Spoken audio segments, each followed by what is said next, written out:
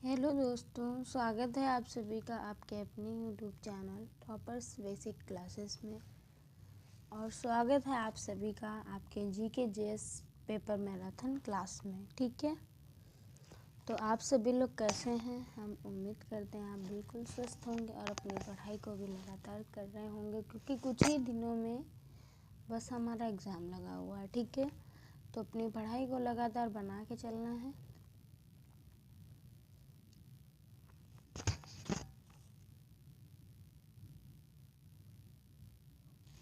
और बता दें कि ये हमारा आरपीएफ एसआई और कांस्टेबल का पेपर महा मैराथन क्लास चालू है। ठीक है, तो जो भी लोग चैनल में नए आए हैं वो चैनल को प्लीज़ सब्सक्राइब कर लें अपने, और अपने नोटिफिकेशन को ज़रूर ऑन कर लीजिएगा, ताकि जो आने वाला पेपर मैराथन होगा टाइम टू टाइम वो प्रोवाइड होता रहेगा। ठीक है, इसलिए आपको चैनल को सब्सक्राइब करना है।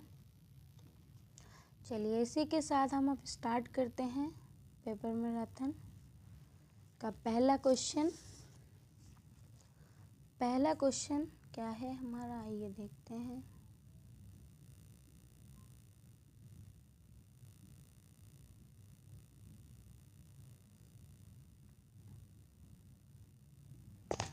क्वेश्चन है हमारा, हॉकी मैच में हाफ टाइम कितने मिनट के बाद शुरू होता है?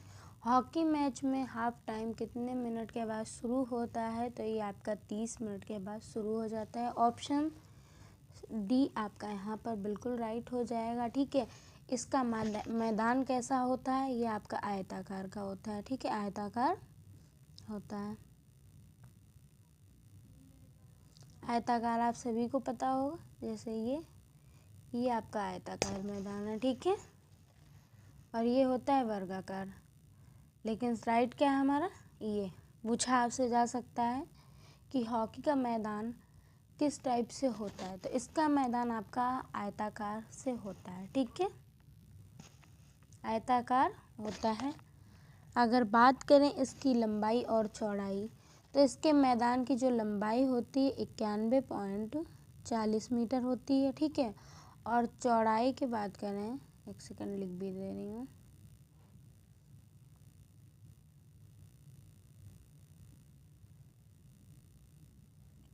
अगर इसके लंबाई की बात करें तो कितनी होती है?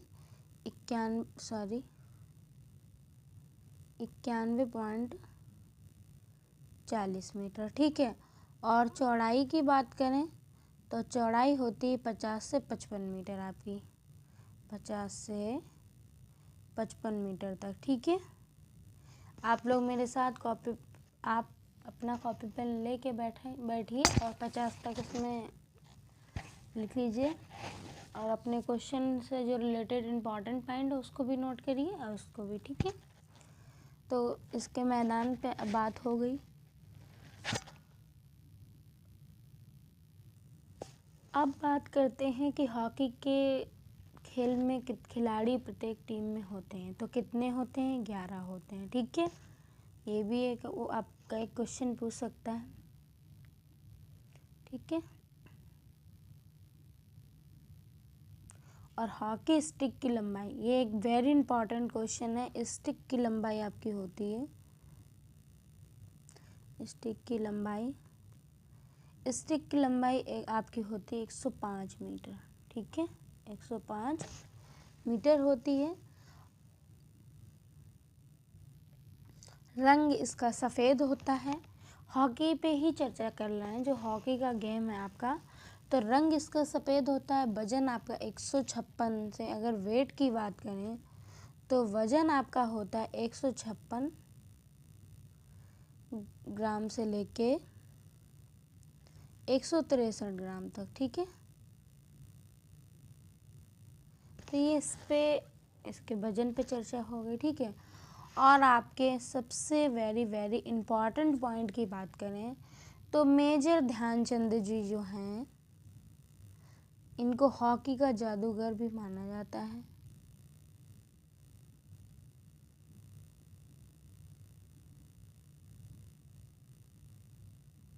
मेजर ध्यानचंद भारत के सबसे प्रसिद्ध हॉकी खिलाड़ी थे।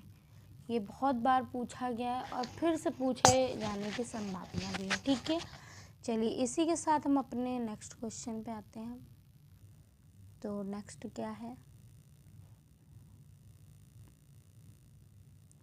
नेक्स्ट हमारा क्वेश्चन ये है। ठीक है, नेक्स्ट क्या है? विशु एक पर्व है जो मुख्य रूप से भारत के दक्षिण भाग में मनाया जाता है। तो ये किसका पर्व है? ये आपसे मेनली पूछा गया है। तो ये आपके हिंदुओं का पर्व है। ठीक है, किसका? हिंदुओं का पर्व है। विशु एक त्यौहार एक जो केरल में फसल उत्सव के ज्योतिषी नव के वर्ष के रूप में मनाया जाता है। ठीक है, जब उनकी फसल के उत्सव में ही वो मनाते हैं उसको। ठीक है, और जैन का आपका होता है जो पर्व, जो यहाँ पे जैन दिया है, तो जैन ये आपका दीप मालिका पर्व होता है। क्या होता है? दीप मालिका इनका ये पर्व होता है। ठीक है, इसको कहीं आप लोग नोट कर लीजिएगा, क्योंकि मेरे पास तो ज़्यादा स्पेस है नहीं, तो मैं इस पे स्क्रीन पे ही बता पाऊँगी। लेकिन आपसे कहा है ना, आप कॉपी पेन लेके बैठा करिए। ठीक है, और इसको अरेंज करना, जिसको नोट करना है वो नोट कर ले। उसके बाद आते हैं बौद्ध पे। तो बौद्ध आपकी बुद्ध पूर्णिमा इनका एक पर्व होता है। क्या होता है? पूर्णिमा, बुद्ध पूर्णिमा इनका एक पर्व होता है। ठीक है, अब आते हैं हम लोग पारसी। पारसी आपका क्या होता है? जमशेद नौरोज इनका एक पर्व होता है। इनका क्या पर्व होता है? जमशेद नौरोज, सॉरी,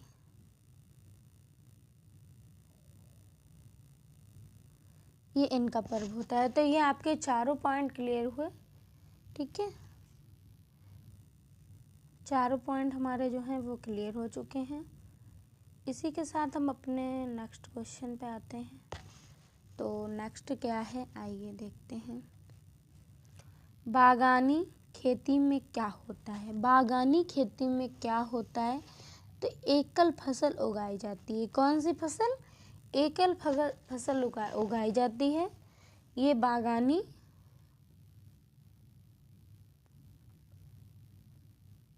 फसल कहलाती है। ठीक है, तो ऑप्शन डी आपका यहाँ पर राइट हो जाएगा। ठीक है, और इसमें फसलें कौन कौन सी होती हैं? रबड़ आपकी होती है, एक साइड इस साइड बताती हूँ, रबड़ होती है। ठीक है, दूसरा आपकी काजू होते हैं, चाय होती है, ये आपकी बागानी फसलें कहलाती हैं, कॉफ़ी होती है।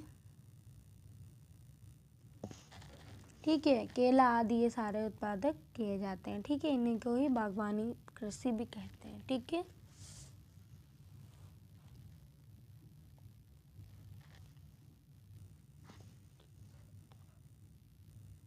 अब हम आते हैं अपने नेक्स्ट क्वेश्चन पे।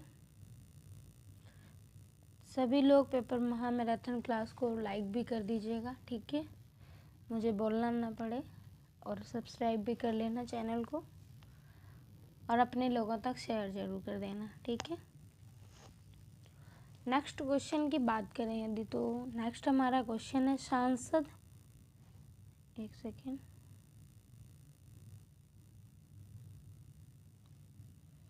नेक्स्ट हमारा क्वेश्चन है सांसद से मिलकर बनती है। सांसद से मिलकर बनती है तो क्या बनती है? ठीक है, सांसद से मिलकर बनती है तो क्या किससे मिलकर बनती है, आपसे पूछा है। तो ये राष्ट्रपति से मिलकर बनती है सांसद। ठीक है, सांसद, राष्ट्रपति, ठीक है, और राज्यसभा लोकसभा से मिलकर बनती है। कैसे मिलकर बनती है? ये तीनों से आपकी मिलकर बनती है। ठीक है, तो ऑप्शन ए आपका यहाँ पर राइट हो जाएगा। अरे एक सेकेंड वेट,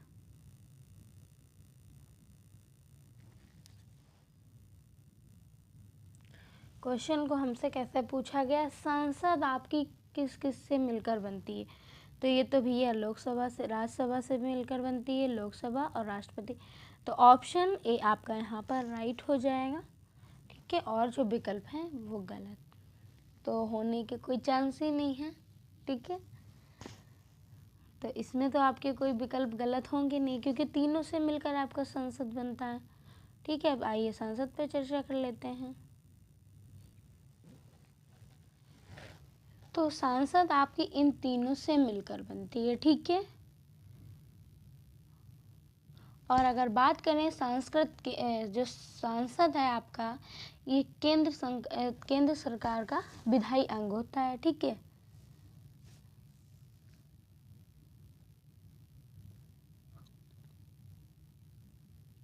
और संविधान के आपके भाग 5, एक सेकेंड, भाग 5 और अनुच्छेद 89, एक सेकेंड, भाग क्या है, 5 है। अनुच्छेद हमारा 79 में से 79 से 122 तक सांसद का गठन, संरचना, सांसद की अवधि, सांसद के अधिकारियों के बारे में उल्लेख किया गया है, ठीक है। तो ये संसद के ही आता है। और सांसद में आपके कौन कौन से सदन होते हैं, 2 सदन होते हैं, एक आपका उच्च सदन और एक निम्न सदन। आप लोग सभी मुझे कमेंट बॉक्स में बताएंगे कि उच्च सदन कौन सा होता है और निम्न सदन कौन सा होता है, ठीक है। ये क्वेश्चन है, आप लोग बताया ज़रूर करिए, क्योंकि हमें भी तो पता चले, ठीक है। इसी के साथ हम अपने नेक्स्ट क्वेश्चन की तरफ चलते हैं।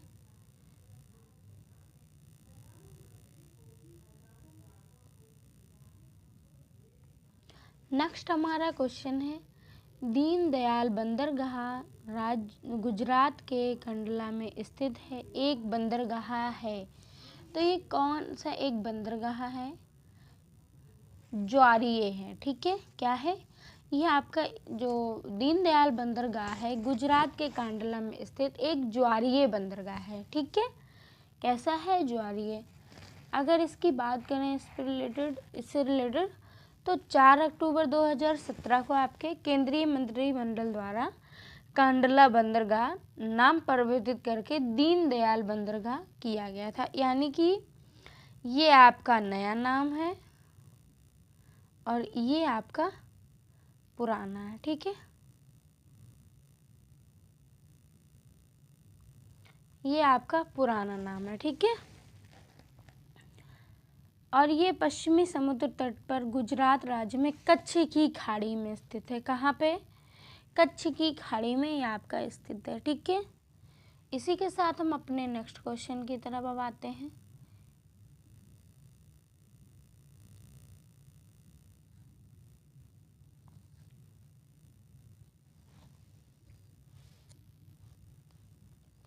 नेक्स्ट हमारा क्वेश्चन है, में गांधी जी ने शहर में एक सूती मिल के मालिकों और श्रमिकों के बीच विवाद को समाधान करने के लिए अहमदाबाद में एक सत्याग्रह किया था। तो कब किया था गांधी जी ने आपके, ये आपके 1918 में किया था, ठीक है। अहमदाबाद में उन्होंने जो सत्याग्रह किया था वो सूती मिल के मालिकों के ही उसमें किया था, ठीक है।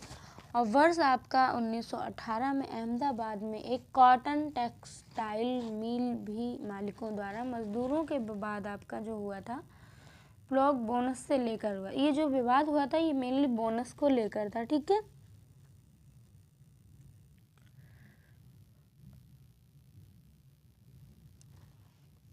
इसी के साथ हम अपने नेक्स्ट क्वेश्चन पे आते हैं। देखिए नेक्स्ट क्या है हमारा, नेक्स्ट जो हमारा क्वेश्चन है, अंत्योदय अन्न योजना AAY किस वर्ष शुरू की गई थी। ये आपकी जो योजना है ये 2000 में शुरू की गई थी, ठीक है। ऑप्शन बी आपका यहाँ पर राइट हो जाएगा। भारत सरकार जो आपके हैं तो इसी के मतलब भारत सरकार द्वारा सबसे गरीब वर्ग को ध्यान में रखते हुए 25 दिसंबर 2000 से ये शुरू की गई थी। तो ये आप लोग बताएंगे कौन सी योजना है। इसका लाभ हर महीने आप लोग लेने जाते हैं और सभी उठाते हैं, ठीक है। ये कौन सी योजना है ये आप लोग मुझे बताएंगे, ठीक है। ये आप मैं इंडिकेट कर रही हूँ कि आप लोग हर महीने जाते हैं, भीड़ लगाते हैं बहुत, और हर महीने लेकर भी आते हैं। तो क्या है ये, कौन सी योजना की बात कर रहे हैं, ठीक है। इसी के साथ हम अपने नेक्स्ट क्वेश्चन पे आते हैं। ये 2 क्वेश्चन जो मैंने आपको दिए हैं आप कमेंट बॉक्स में ज़रूर बताएंगे, ठीक है। चलिए हम नेक्स्ट पे आते हैं।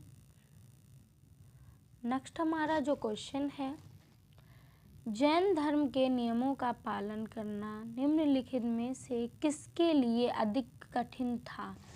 जैन धर्म का पालन करना उसके नियम थे तो किसके लिए आपका कठिन था। तो ये जो था ये किसानों के लिए सबसे कठिन था। किसके लिए, किसानों के लिए आपका सबसे अधिक कठिन था, ठीक है।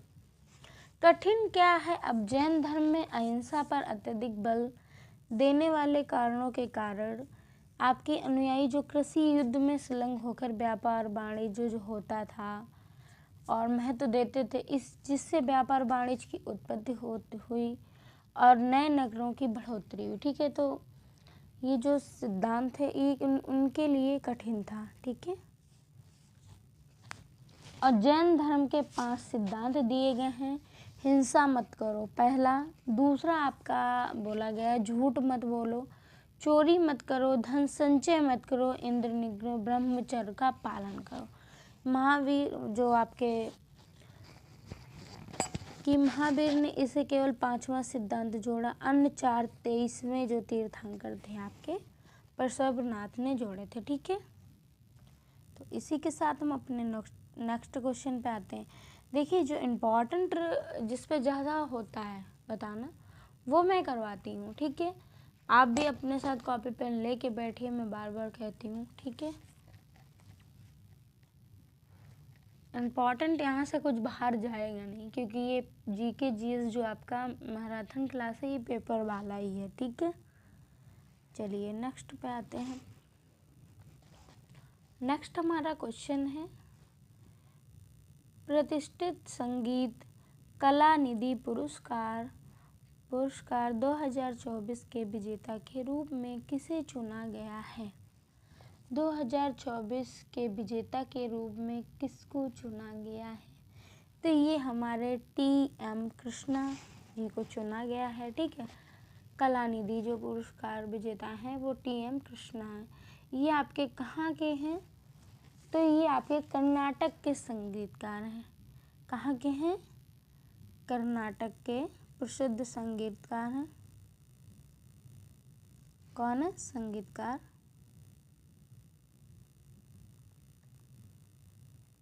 ठीक है। कहीं आप लोग नोट कर लीजिएगा। और अगर बात करें तो जो इनको तो आप कहीं नोट कर लीजिए, मैं इसको हटाना जा रही हूँ, ठीक है। अब हम आते हैं उदय भाटिया। उदय भाटिया कौन है, उदय भाटिया और जो आपके मानसी गुप्ता हैं, ठीक है। तो ये आपकी डायना मेमोरियल अवार्ड 2024 से इनको सम्मानित किया गया था, ठीक है। डायना मेमोरियल अवार्ड, इनको कौन से अवार्ड मिले थे, एक सेकेंड, डायना मेमोरियल अवार्ड,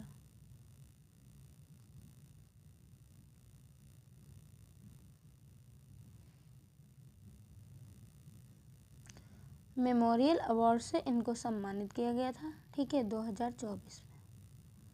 तो ये इनका भी नोट कर लीजिए, क्योंकि ऐसा नहीं है जो हमें मिला यही पूछा, उससे आगे पीछे भी पूछ सकते हैं, क्योंकि पेपर बनाने को थोड़ी ना किसी को पता होता है। लेकिन पेपर सारा कुछ इम्पॉर्टेंट ही कराया जा रहा है आपका यहीं पे। अब हम आते हैं D नंबर पे जो हमारे दिए हैं उन पे आके चर्चा करते हैं। 2-3 पे हमने अपनी चर्चा कर ली, क्योंकि सी तो हमारे पूछे गए थे, टी.एम. कृष्णा जी, ठीक है। और डी पे जो हैं वसंत लक्ष्मी नरसिम्हाचारी जो हैं, ये आपकी कला निधि पुरस्कार से इनको भी सम्मानित किया गया था, ठीक है। लेकिन ये इनको जनवरी में जो चेन्नई में संगीत अकेडमी है 17वें लोक नृत्य महोत्सव में शास्त्रीय नृत्यांगना वसंत लक्ष्मी को पुरस्कार दिया गया था, ठीक है। तो ये कहाँ, चेन्नई से रिलेटेड है। चलिए इसी के साथ हम अपने नेक्स्ट क्वेश्चन पे आते हैं, समय ना बर्बाद करते हुए अपना।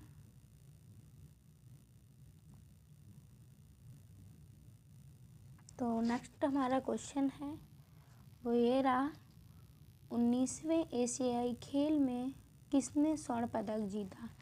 19वां जो आपका एशियाई खेल है, इसमें स्वर्ण पदक किसने जीता। तो ये आपके इनमें से सभी ने जीता है, ठीक है। भारतीय पुरुष T20 महिला क्रिकेट टीम ये भी जीता है, भारतीय पुरुष एवं महिला कबड्डी टीम इसने भी जीता है, भारतीय हॉकी टीम, सभी ने।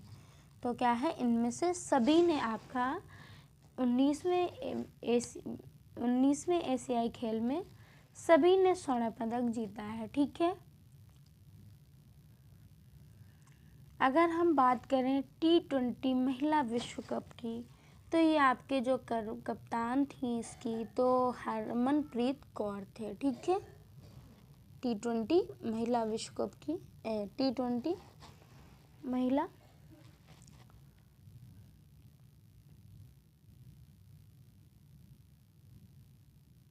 और पुरुष क्रिकेट टीम के थे ऋतुराज गांडवान, ठीक है। और महिला की क्या थी, कप्तान हरमनप्रीत कौर थी, ठीक है। चलिए आइए अब नेक्स्ट देखते हैं। तो नेक्स्ट हमारा क्वेश्चन है वो ये रहा, दीपा मालिक ... रियो में पदक जीतने वाली भारत की पहली महिला पैरा एथलीट हैं। तो ये इन्होंने मतलब कब, तो इन्होंने 2016 में जीता था, ठीक है। ऑप्शन ए आपका यहाँ पर राइट हो जाएगा, ठीक है।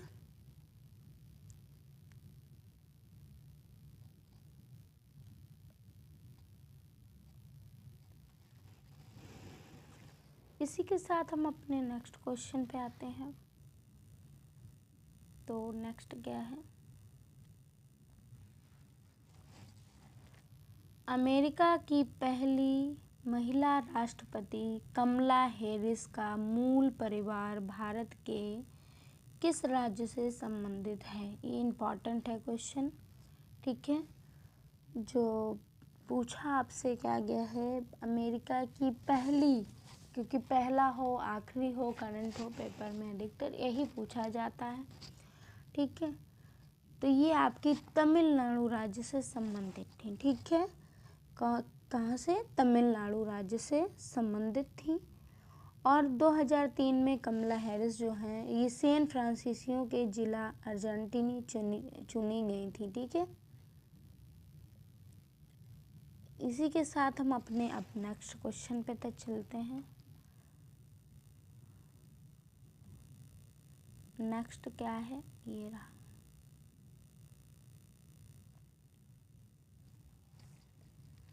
नेक्स्ट हमारा रेचना दोआब निम्न में से किन दो नदियों के बीच स्थित है। तो ये आपके किन दो नदियों के बीच स्थित है, ठीक है। ये आपका रावी और चेनाब नदी के बीच स्थित है, ठीक है। किसके बीच, रावी और चेनाब नदी के बीच।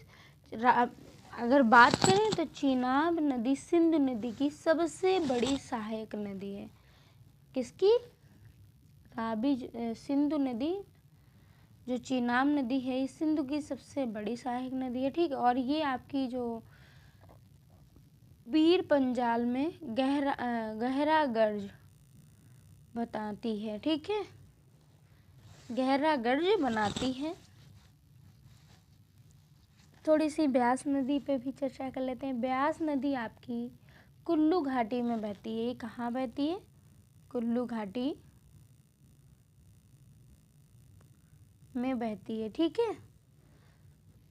और धौलाधर पर्वत को पार कर पंजाब में पहुंचती है आपकी, ठीक है।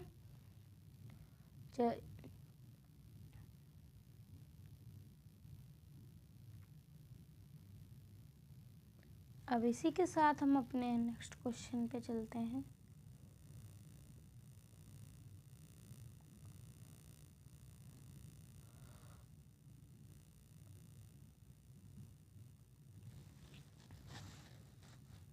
नेक्स्ट क्वेश्चन है हमारा, सुभाष चंद्र बोस ब्रिटिश सरकार की नज़रबंदी से किस वर्ष भाग निकले थे? ये बहुत इम्पोर्टेंट है क्वेश्चन। तो ये कब भाग निकले थे? ये 1941 में भाग निकल गए थे वहाँ से, ठीक है।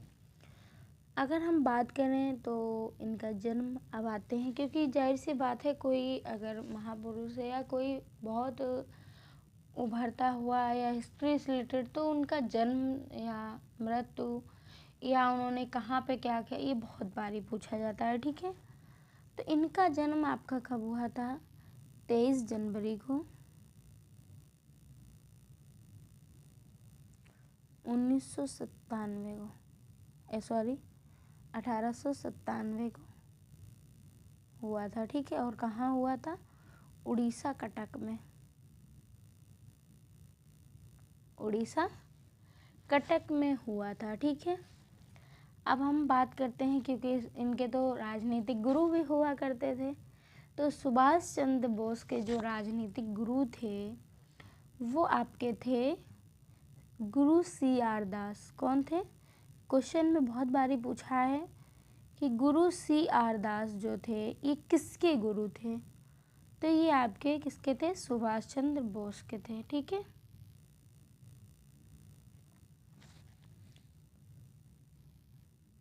और ये एक चीज़, ये भी आपसे एक क्वेश्चन बना है आपका, वो 2-4 बार पेपर में पूछा गया है कि सुभाष चंद्र बोस कितनी बार जेल गए थे अपनी ज़िंदगी भर में? तो वो पूरे 11 बार जेल गए थे, ठीक है। एक सेकेंड, 11 बार जेल गए थे, ठीक है। ये पूछा जा सकता है इसलिए मैंने करवा दिया, ठीक है। अब आते हैं कि सुभाष चंद्र जो अधिवेशन आपके हुए, तो सुभाष चंद्र बोस जो हैं उन्होंने किस अधिवेशन के अध्यक्ष बने थे? तो ये आपका जो 1938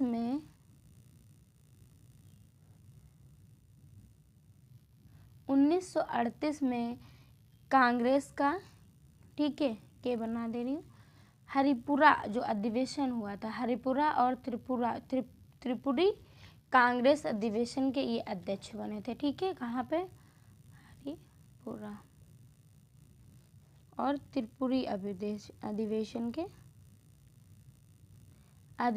के अध्यक्ष बने थे, ठीक है। चलिए, तो ये हो गई इतनी चर्चा सुभाष चंद्र से रिलेटेड।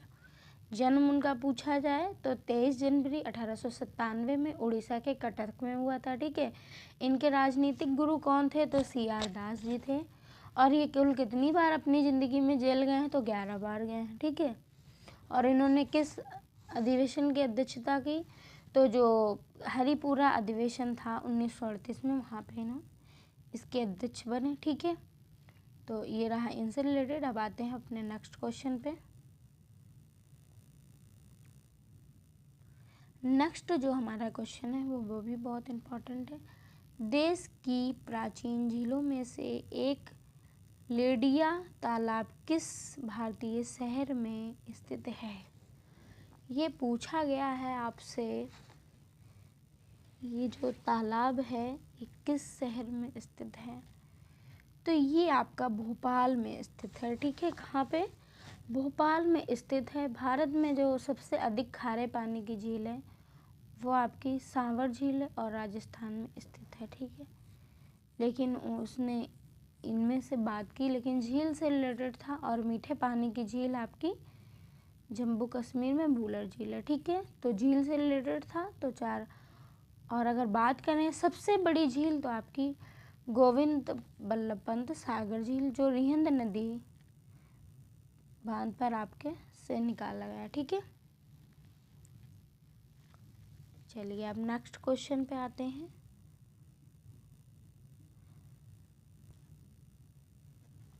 तो नेक्स्ट हमारा क्वेश्चन क्या है,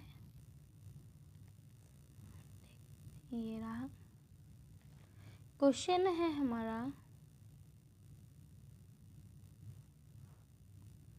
ये रहा, एक वस्तु का त्वरण जो एक समान रूप से चाल v से r त्रिज्या वाली वृत्त पर घूमी रहती है, तो क्या कहते हैं इसको, ये पूछा, घूम रही है तो है क्या है, ये पूछा गया है आपका।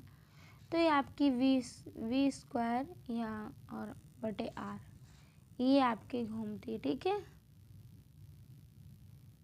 तो ऑप्शन ए आपका यहाँ पर राइट हो जाएगा।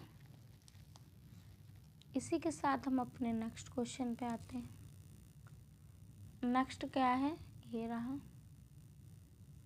एक सेकंड।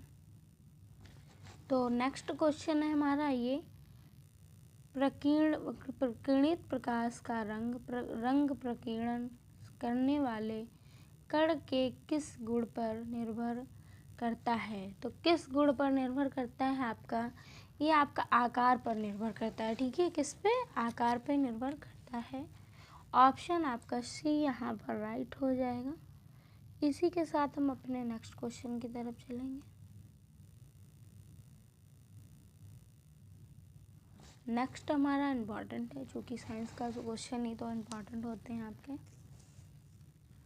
जब बर्फ पिघलती है तो, ये इम्पॉर्टेंट है क्योंकि अगर हम डेली से भी सोचे तो भी करना तो चाहिए आपका से। तो क्या होता है आपका, इसका आयतन बढ़ता है, घटता है, द्रव्यमान बढ़ता है, द्रव्यमान घटता बढ़ता है। तो क्या होता है, जब आपकी बर्फ पिघलती है तो इसका आयतन घटता है, द्रव्यमान नहीं घटता है। क्या घटता है, इसका आयतन घटता है। ठीक है, जब जल बर्फ में बदलता है तो इसका आयतन बढ़ता है। ये इम्पॉर्टेंट क्वेश्चन है आपका। ठीक है, और बर्फ के जल में परिवर्तित होने पर इसका घनत्व बढ़ता है। ठीक है, तो द्रव्यमान का तो कोई रोल ही नहीं है। तो चलिए अब नेक्स्ट क्वेश्चन पे आते हैं। नेक्स्ट हमारा क्वेश्चन है, निम्न में से किसमें उपसंयोजक बंध उपस्थित नहीं है। तो किसमें नहीं है उपसंयोजक बंध, ऑप्शन सी में जो है वो उपस्थित नहीं है। ठीक है, और सभी में आपके उपस्थित हैं। चलिए अब नेक्स्ट पे आते हैं। तो नेक्स्ट हमारा क्या है क्वेश्चन, एक सेकेंड।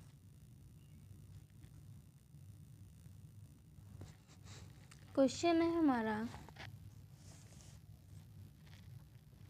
प्रकाश की उपस्थिति में बेंजीन क्लोरीन से अभिक्रिया कर क्या बनाती है। प्रकाश की उपस्थिति में बेंजीन क्लोरीन से अभिक्रिया करने पर क्या बनाती है। तो ये आपकी बेंजीन हेक्साक्लाइड बनाती है। ठीक है, ऑप्शन सी आपका यहाँ पर राइट हो जाएगा। पेपर महामैराथन आपकी चल रही है तो आप लोग ज़्यादा से ज़्यादा शेयर कर दें। ठीक है, जो भी आपके स्टडी ग्रुप हैं या आपके जानने वाले लोग हैं, और ज़्यादा से ज़्यादा आप लोग सब्सक्राइब भी कर लीजिए। ठीक है, क्योंकि बार बार तो नहीं बोलूँगी क्योंकि आपका पेपर लगा है, तो ये बोलना उचित नहीं है बार बार। ये तो आपको सोचना चाहिए कि मैं आपके साथ कितना मेहनत कर रही हूँ। ठीक है, तो इतना तो आप कर ही सकते हैं, इससे मुझे भी मोटिवेशन मिलता है कि आप लोग कितना इंटरेस्ट ले रहे हैं क्या है। ठीक है, चलिए ये सब छोड़िए, आइए अपने नेक्स्ट क्वेश्चन पे।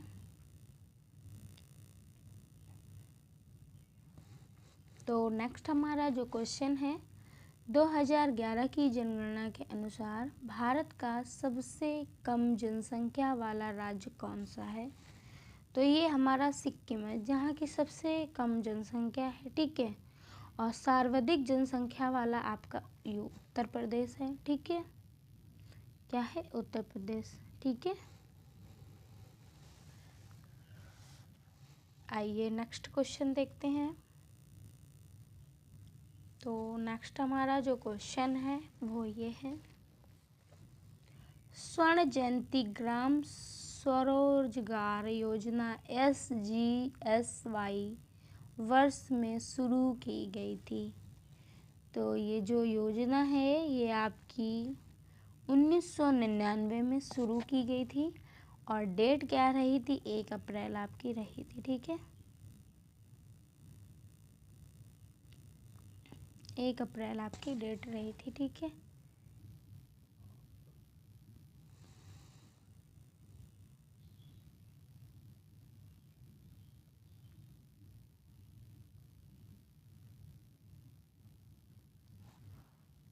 अब चलिए नेक्स्ट क्वेश्चन पे।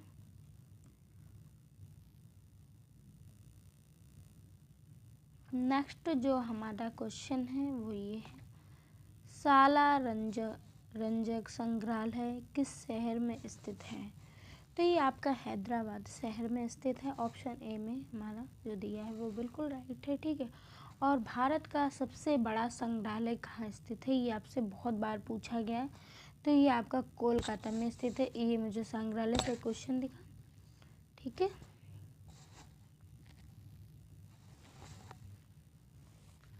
चलिए आइए, क्योंकि सालारजंग संग्रहालय पूछा गया और सबसे बड़ा भी पूछा जा सकता है, तो सबसे बड़ा आपका कहाँ पे स्थित है?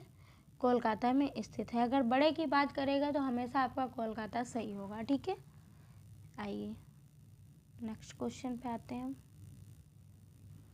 तो नेक्स्ट हमारा जो क्वेश्चन है वो ये है, निम्नलिखित में से किस संवैधानिक संशोधन अधिनियम के तहत संवैधानिक संशोधन विधेयक के लिए राष्ट्रपति को अपनी सहमति देना अनिवार्य कर दिया गया था? तो ये आपका 24वें संविधान संशोधन अधिनियम 1971 में राष्ट्रपति को अपनी सहमति देना अनिवार्य कर दिया गया था। ठीक है, ऑप्शन आपका सी यहाँ पर राइट हो जाएगा। और 42वें में बात करें तो ये भी आपका इम्पॉर्टेंट है, क्योंकि आपके इसमें शब्द जोड़े गए थे 1976 में प्रस्तावना में, समाजवादी, धर्मनिरपेक्ष और अखंडता। ठीक है, ये आपके जोड़े गए थे। इसी के साथ अब अपने नेक्स्ट क्वेश्चन पे आते हैं। हम नेक्स्ट देखते हैं। चलिए, तो नेक्स्ट हमारा जो क्वेश्चन है, आजी लामू लोक नृत्य का संबंध निम्नलिखित में से किस राज्य से है? आजी लामू लोक नृत्य का जो संबंध है वो किस राज्य से है? तो ये आपके अरुणाचल प्रदेश से संबंधित है। ठीक है, कहाँ से? अरुणाचल प्रदेश से आपका ये संबंधित है। और अगर बात करें तवांग में मोनपा जनजाति का ये सबसे लोकप्रिय एक नृत्य है। ठीक है, इसी के साथ हम अपने नेक्स्ट क्वेश्चन की तरफ चलते हैं। तो नेक्स्ट देखते हैं, एक सेकंड। नेक्स्ट हमारा क्वेश्चन है, निम्नलिखित में से किस जनजाति का संबंध नीलगिरी पर्वतों से है? किस जनजाति का पूछा गया आपसे? तो टोडा जो जनजाति है इसका नीलगिरी पर्वतों से संबंध है। ठीक है, तो टोडा जनजाति आपकी पशुपालक है। ये भैंस पालने का काम करती है। क्या काम करती है? भैंस पालने का काम करती है, दोनों बात एक ही है आपकी। ठीक है,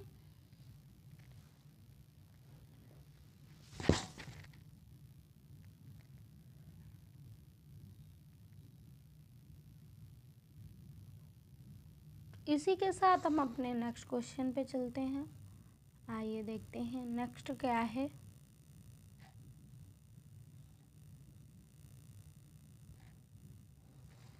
नेक्स्ट हमारा क्वेश्चन है, भारत म्यांमार सीमा पर निम्न में से कौन सी पहाड़ी भारत के पूर्वी पहाड़ी इलाकों की मिंजलो हिल्स और मणिपुर हिल्स को जोड़ती है? तो कौन सी पहाड़ी है ये आपकी चीन है, जो चीन पहाड़ी ये आपकी जोड़ती है, ठीक है। कौन सी है? चीन, ठीक है। ऑप्शन बी आपका यहाँ पर राइट हो जाएगा।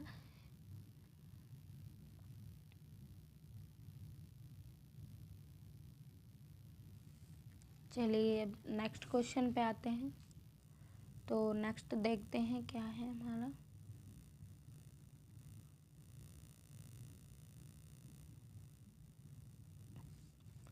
तो नेक्स्ट क्वेश्चन हमारा है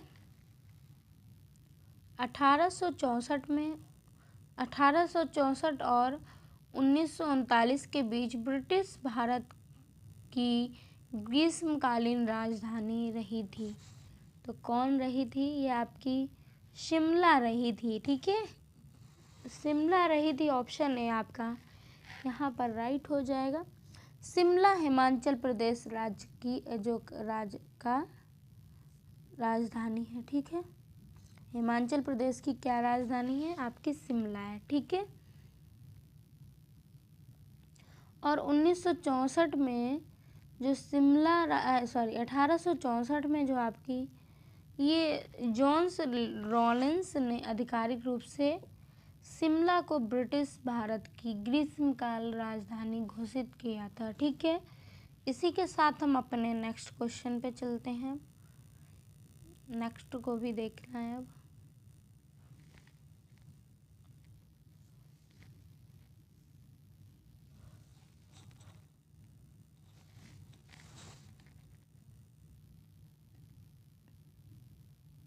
तो नेक्स्ट हमारा क्वेश्चन है, किसी देश की औसत आय की गणना कैसे की जाती? किसी देश की जो औसत आय होती है उसकी गणना कैसे की जाती है? तो देश की कुल आय को इसकी कुल जनसंख्या से विभाजित करके। तो ऑप्शन ए आपका यहीं पर राइट हो जाएगा, ठीक है। कैसे करेंगे? देश की पहले कुल आय कुल जनगणना से विभाजित करके, ठीक है। इसी के साथ हम अपने नेक्स्ट क्वेश्चन पे आते हैं।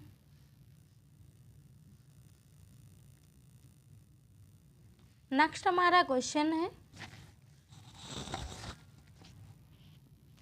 ट्रांसजेंडर बच्चों की देखभाल और सुरक्षा के लिए भारत का पहला घर कहाँ स्थापित किया जाएगा? ट्रांसजेंडर जो बच्चों की देखभाल और सुरक्षा के लिए भारत का पहला घर कहाँ स्थापित किया जाएगा? ये इम्पॉर्टेंट है। तो ये आपका जो देखभाल के लिए ये बेंगलुरु में स्थापित किया जाएगा, ठीक है। कहाँ पे? बेंगलुरु में स्थापित किया जाएगा। ऑप्शन सी आपका यहाँ पर राइट हो जाएगा, ठीक है। चलिए अब नेक्स्ट क्वेश्चन पे आते हैं। अगर बात कर लेते हैं इस पर थोड़ी चर्चा, ट्रांसजेंडर जो व्यक्ति हैं आधिकारिक संरक्षण आपका अधिनियम 2019 में बनाया गया था, ठीक है। जो इसका संरक्षण का अधिनियम था ये 2019 में बनाया गया था, ठीक है।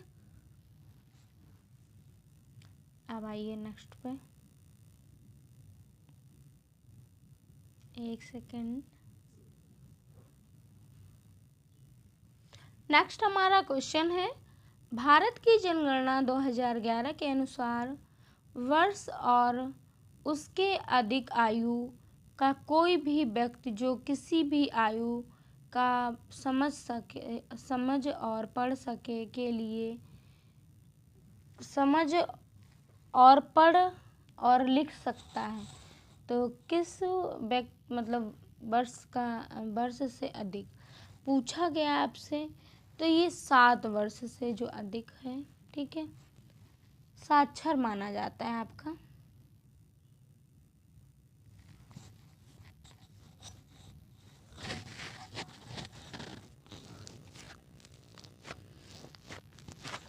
अब आते हैं हम अपने नेक्स्ट क्वेश्चन पे।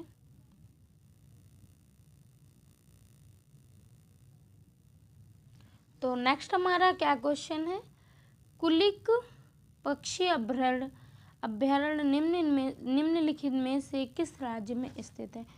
कुलिक जो पक्षी अभ्यारण्य है आपका पश्चिम बंगाल में स्थित है बेटा, ठीक है।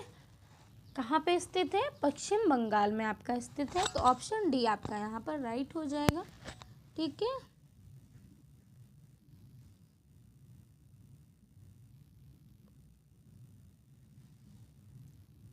और आंध्र प्रदेश में आपका नेलापट जो है वो अब्बर स्थित है। एक सेकंड, नेलापट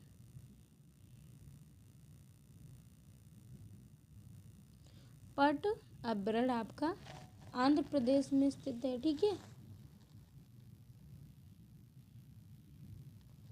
चलिए अब हम अपने नेक्स्ट क्वेश्चन पे चलते हैं।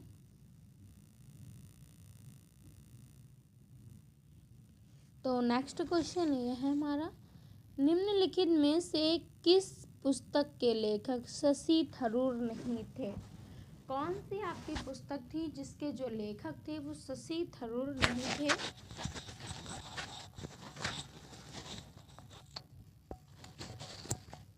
ठीक है, ये जो उनकी इसके मेकिंग इंडिया ऑसम जो दिए हैं ये आपके शशि थरूर की पुस्तक नहीं थी। ठीक है, मेकिंग इंडिया के जो पुस्तक हैं वो चेतन भगत हैं। कौन है? चेतन भगत हैं। तो ऑप्शन बी हमारा राइट हो जाएगा। लेकिन अगर सही की बात कर लें तो वो हमने आपको करवाया है कि सही अगर जो थे तो ये चेतन भगत थे। ठीक है, चलिए अब नेक्स्ट क्वेश्चन पे आते हैं। तो नेक्स्ट क्या है हमारा क्वेश्चन, संघवाद भारत के संविधान की प्रमुख विशेषता में से एक है जिसके तहत क्या हो सकता है? मेनली ये पूछा गया है। ठीक है, एक सेकेंड,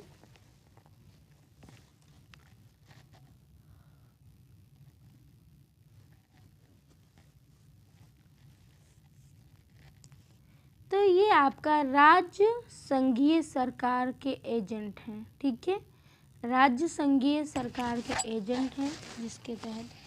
ठीक है, ऑप्शन सी आपका यहाँ पर बेटा राइट हो जाएगा। इसी के साथ अब अपने नेक्स्ट क्वेश्चन पे आते हैं।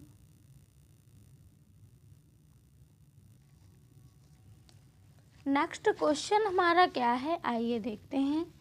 सरकार के कुल आय और कुल व्यय क्या पूछा गया है? एक सेकेंड, पेन को थोड़ा चेंज करती हूँ। हमसे पूछा गया है सरकार की कुल आय, ठीक है, और व्यय के बीच के अंतर का क्या कहा जाता है? सरकार की कुल आय और कुल व्यय के बीच का अंतर क्या कहलाता है? तो ये आपका राजकोषीय घाटा कहलाता है। ठीक है, ये इम्पॉर्टेंट है इसलिए मैंने इसका पेन भी चेंज किया है ताकि आपको याद रहे कि मैडम ने उस समय पढ़ाते टाइम पेन चेंज किया था। ये उस टाइम का क्वेश्चन है। ठीक है,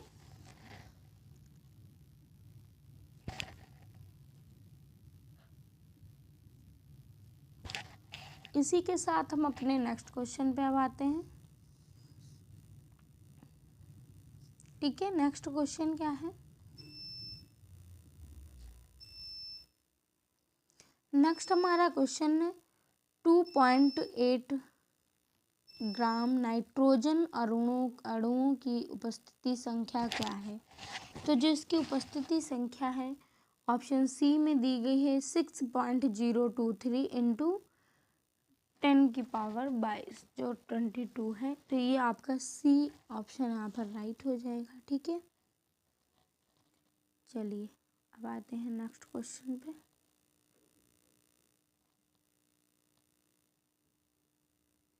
नेक्स्ट हमारा क्वेश्चन है निम्न में कौन सा मस्तिष्क का मुख्य सोचने वाला भाग होता है? ये इम्पॉर्टेंट है, मैं इसको बीच में बड़ा सा गोला कर दे रही हूँ। ठीक है, कौन सा जो भाग है वो आपका अग्र मस्तिष्क भाग जो है ये आपको सोचने वाला भाग कहलाता है। ठीक है, कौन सा सोचने वाला भाग कहलाता है? ऑप्शन बी आपका यहाँ पर राइट हो जाएगा। और सभी लोग प्लीज़ चैनल को सब्सक्राइब जरूर कर लीजिएगा और लाइक करें, कमेंट में मुझे ज़रूर बताइएगा। ठीक है, चलिए अब नेक्स्ट क्वेश्चन पे आते हैं। थोड़ा सा ये रहा हमारा नेक्स्ट क्वेश्चन। नेक्स्ट हमारा क्वेश्चन है पत्तियों में भोजन सामान्य रूप से डॉट डॉट के रूप में संचित रहते हैं तो ये पत्ती में जो भोजन है ये आपका स्टार्च के रूप में संचित रहते हैं। ठीक है, ऑप्शन भी आपका यहाँ पर राइट हो जाएगा। इसी के साथ हम अपने नेक्स्ट क्वेश्चन पे चलते हैं। नेक्स्ट देखते हैं, तो नेक्स्ट क्या है हमारा, शुक्रवाहिका सामान्य मार्ग के निर्माण के लिए मूत्राशय से होकर आने वाली नलिका के साथ जुड़ी होती हैं, जिसे क्या कहा जाता है। ये क्वेश्चन आपका इम्पॉर्टेंट है, तो इसे मूत्र मार्ग कहा जाता है। ठीक है, क्या कहा जाता है, मूत्र मार्ग कहा जाता है। ऑप्शन डी आपका यहाँ पर बिल्कुल राइट हो जाएगा। ठीक है, इसी के साथ हम अपने नेक्स्ट क्वेश्चन की तरफ चलेंगे। आइए देखते हैं, तो नेक्स्ट हमारा क्वेश्चन क्या है। नेक्स्ट हमारा क्वेश्चन है, सांस लेने की प्रक्रिया में निम्न क्या शामिल होता है। सांस लेने की जो प्रक्रिया होती है उनमें क्या प्रश्वसन और निश्वासन आपका शामिल होता है। ऑप्शन सी आपका यहाँ पर राइट हो जाएगा। ठीक है, इसी के साथ हम अपने नेक्स्ट क्वेश्चन की तरफ चलेंगे। नेक्स्ट जो हमारा क्वेश्चन है वो वेरी इंपॉर्टेंट क्वेश्चन है, बहुत बार आपके एग्ज़ामों में पूछा गया है और फिर से पूछे जाने की संभावना है। ठीक है, निम्नलिखित में से बंगाल के किस राष्ट्रीय आंदोलन में तिरंगे झंडे को अभिकल्पित किया गया था। ये आपका इम्पॉर्टेंट है। ठीक है, तो ये जो स्वदेशी आंदोलन हुआ था इसमें अभिविकल्पित किया गया था। ठीक है, अभिकल्पित किया गया था। ऑप्शन डी आपका यहाँ पर राइट हो जाएगा। ठीक है, स्वदेशी आंदोलन जो है आपका गांधी युग का पूर्व के सबसे सफल आंदोलन में से एक रहा। ठीक है, जो बंगाल विभाजन के परिणाम स्वरूप उत्पन्न हुआ था। ठीक है,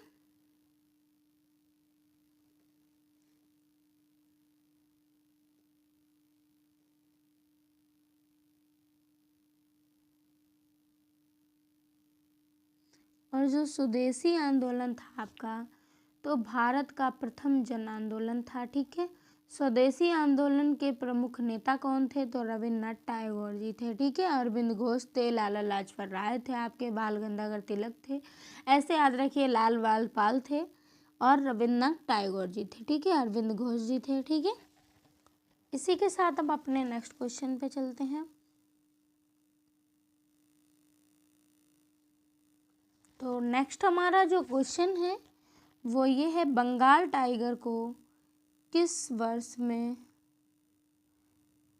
डॉट डॉट में राष्ट्रीय पशु स्वीकार किया गया था। तो ये 1972 में इसको स्वीकारा गया था। ठीक है, और भारत का राष्ट्रीय पुष्प क्या है ये आप लोग मुझे कमेंट बॉक्स में बताएंगे।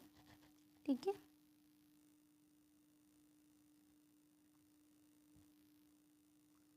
चलिए अब नेक्स्ट क्वेश्चन पे आते हैं। नेक्स्ट हमारा क्वेश्चन है, स्वामी दयानंद सरस्वती द्वारा आर्य समाज की स्थापना किए जाने के समय भारत का वायसराय कौन था। जब स्वामी दयानंद सरस्वती ने आर्य समाज की स्थापना की थी तो उस समय कौन था, ये लॉर्ड नॉर्थब्रुक थे। ठीक है, लॉर्ड नॉर्थब्रुक थे। ऑप्शन सी आपका यहीं पर राइट हो जाएगा। ठीक है,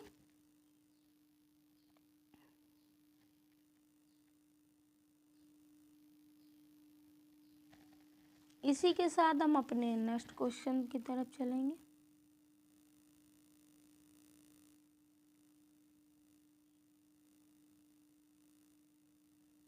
एक सेकेंड। तो नेक्स्ट हमारा क्वेश्चन है, निम्न में से कौन सा बांध सुवर्ण रेखा नदी पर बनाया गया है। निम्नलिखित में से आपका कौन सा बांध है जो स्वर्ण रेखा नदी पर बनाया गया है।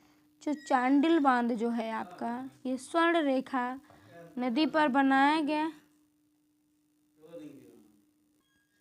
तो ये आपका चांडिल नदी पर बनाया। ठीक है, बनाया गया है। इसी के साथ हम अपने नेक्स्ट क्वेश्चन की तरफ चलेंगे। नेक्स्ट हमारा जो क्वेश्चन है वो ये रहा, निम्नलिखित में से कौन सी भारतीय मलिन बस्ती विश्व की सबसे बड़ी मलिन बस्तियों झोपड़पट्टियों में से एक है? ये बहुत बारी पूछा जा सकता है और पूछा गया। क्वेश्चन है हमारा, निम्नलिखित में से जो सबसे झोपड़पट्टियों में से एक पूछा गया है। ठीक है, क्वेश्चन तो हम एक बार पढ़ ही चुके हैं, रीड कर चुके हैं। तो कौन सा है, अगर बात करें तो ये आपकी जो धारावी है, ये आपकी झोपड़पट्टियों में से एक है। ठीक है, ऑप्शन आपका डी यहाँ पर राइट हो जाएगा। इसी के साथ हम बढ़ चलेंगे अपने नेक्स्ट क्वेश्चन की तरफ। तो नेक्स्ट क्वेश्चन हमारा क्या है, कृषि की उस शाखा को क्या कहा जाता है जो बागानी फसलें, सामान्यतः फल, सब्जियों और सजावटी पौधों से संबंधित हैं? तो क्या कहा जाता है इनको? हम बागवानी ही कहते हैं। ठीक है, क्या कहते हैं? बागवानी ही फसलें कहते हैं। ठीक है,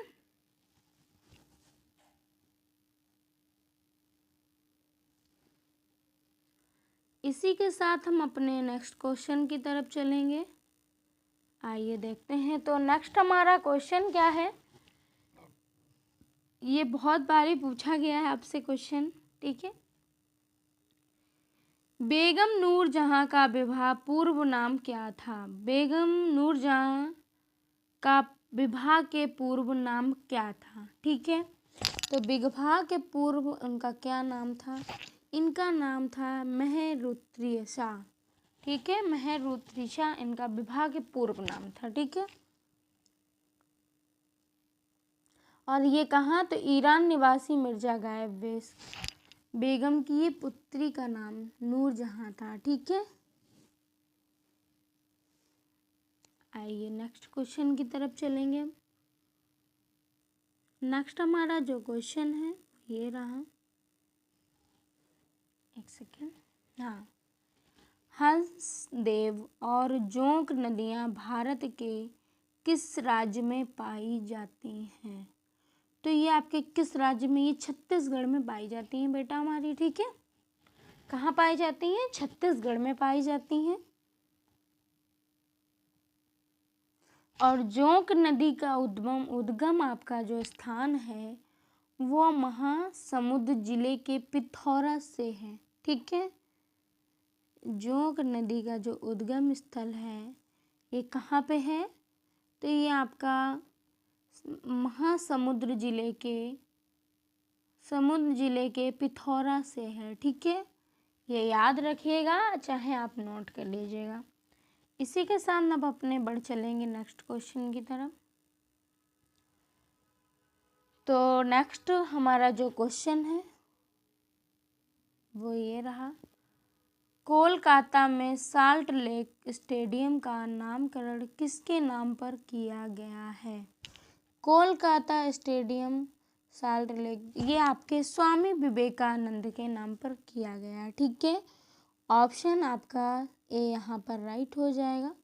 स्वामी विवेकानंद का जो जन्म पर ही 12 जनवरी को राष्ट्रीय युवा दिवस भी मनाते हैं। ठीक है, 12 जनवरी को क्या मनाते हैं? युवा दिवस। ठीक है, राष्ट्रीय युवा दिवस भी मनाते हैं। ठीक है,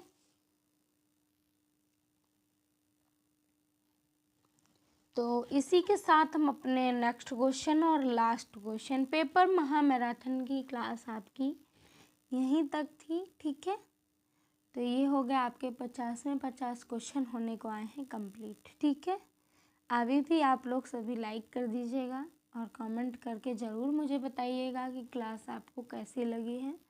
ठीक है, चलिए लास्ट क्वेश्चन की तरफ चलते हैं। राष्ट्रीय मिर्गी दिवस 2023 कब मनाया गया था?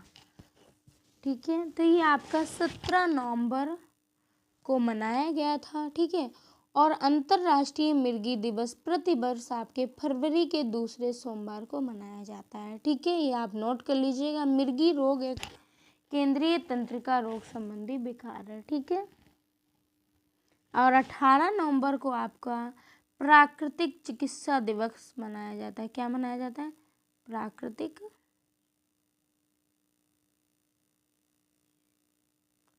चिकित्सा दिवस मनाया जाता है आपका। ठीक है, और आपका 17 दिसंबर को आपका पेंशन भोगी दिवस। कौन सा? पेंशन, एक सेकेंड,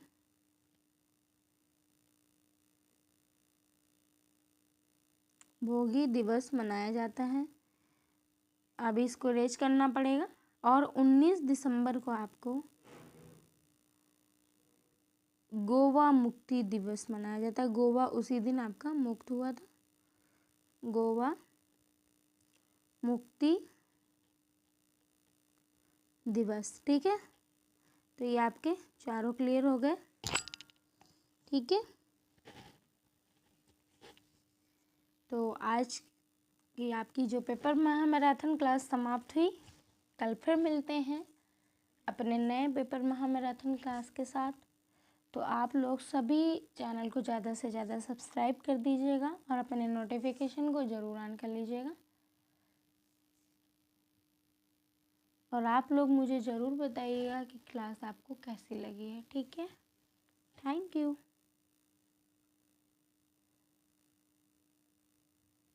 और एक बात कहना चाहूँगी कि आप लोग अपने एग्ज़ाम तक अपनी पढ़ाई को जारी रखें और किसी भी कारण से बंद मत करें। ठीक है, क्योंकि कुछ ही दिनों में हमारा एग्ज़ाम लगा हुआ है।